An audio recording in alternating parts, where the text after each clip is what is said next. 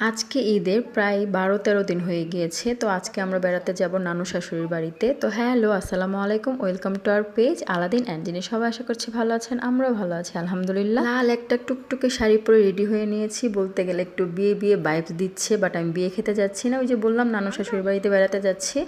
তো এদিকে রেডি হয়ে একটু ঢং ঢং করতেছি, আপনাদের সাথে শেয়ার করতেছি। আর শাড়ির ব্যাপারে একটা কথা বলবো, এই শাড়িটা আমি নিজেকে নিজে গিফট করেছিলাম প্রায় 1 বছর আগে আমাদের একটা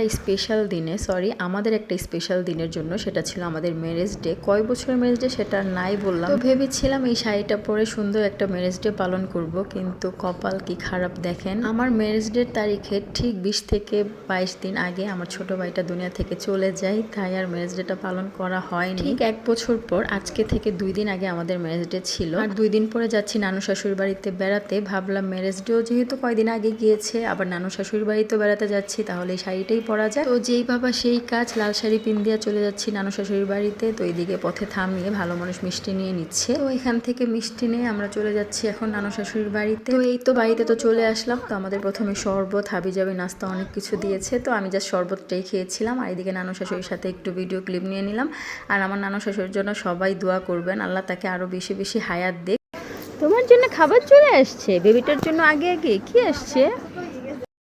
তুমি বিফ খাবে? আমার ছেলে দিব। যেহেতু আজকে শুক্রবার, সবাই গিয়েছে জুম্মার নামাজ পড়তে, বাড়ির ছেলেরা। তো এইদিকে আমি এই ফাঁকে বাচ্চাটাকে খাইয়ে নিচ্ছি, খাওয়া দাওয়া করে ঘুম পাড়িয়ে দিব, তারপর আমরা খেতে বসে গেলাম। সবাই নামাজ পড়েও চলে আসছে। তো এইদিকে নানু, তারপর হচ্ছে নানুর বোন, তারপর মা, আমার শাশুড়ি মা, ননদ, সবাই মিলে খেতে বসে গিয়েছি।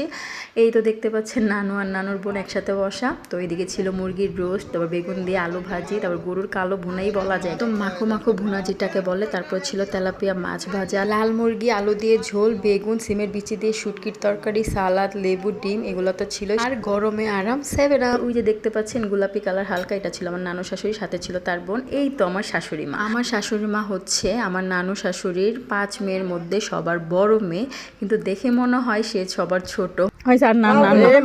মাশাল্লাহ মাশাল্লাহ, সবাই আমার শাশুড়ির জন্য দোয়া করবেন। তো এইদিকে তো আমি খাচ্ছিলাম, আমাকে খালা শাশুড়ি সবাই ভরে ভরে দিচ্ছিল যে মাংস খাও মাংস খাও। আরও বলে তোমাকে তো ভিডিওতে দেখলে মনে হয় যে তুমি সব খেয়ে ফেলো, আসলে কিন্তু আমি যতটুকু ভিডিওতে দেখাই ততটুকু খাওয়া হয় না। তো আমি আসা উপলক্ষে নানু শাশুড়ির বাড়িতে দেখা গেছে খালা শাশুড়ি, মেজো খালা শাশুড়ি, সেজো খালা শাশুড়ি অনেকেই এসেছে। যদি খাবারের কথা বলি, গরুর মাংসটা তো অনেক মজা হয়েছে, বাকি সবই মজা হয়েছে। ছোট মামিকে অনেক অনেক ধন্যবাদ এত মজার মজার খাবার রান্না করার জন্য। উঠে যাওয়ার পরে ভালো মানুষ মামা শ্বশুর ওরা খেতে বসেছিল। তো আমি এদিকে বাইরে পরিবেশ দেখাচ্ছিলাম আর বলছিলাম ভালো মানুষ মানিব্যাগ দিয়ে ধরিয়ে দিয়ে গেছে। আর ননদ বলছিল শাড়িটা যদি বিয়ে উপলক্ষে পড়তেন তাহলে ঠিক ছিল পুরা। শাড়িটা বিয়ে হইলে ঠিক ছিল পুরা। ভাইরে ভাই, বিয়ের দাওয়াত তো কেউই দেয় না, তাই এই উপলক্ষেই পড়া। তো এইদিকে চটপটি দিয়ে দিল বিকেলবেলা, আমি চটপটি খাচ্ছিলাম আর চা, তারপরে হাবি যাবে অনেক কিছুই দিয়েছিল, কিন্তু না, আমি লেবু চিপে একটু চটপটি খেয়েছিলাম, কারণ যে গরম পড়েছে একটু পরপরও কারেন্ট যাচ্ছিল। এবার আমার যে কি হয়েছে, যে চতুর্থ পঞ্চম দিনের পর আর কোনো ভিডিও ক্লিপ নেইনি। মা চলে গিয়েছিল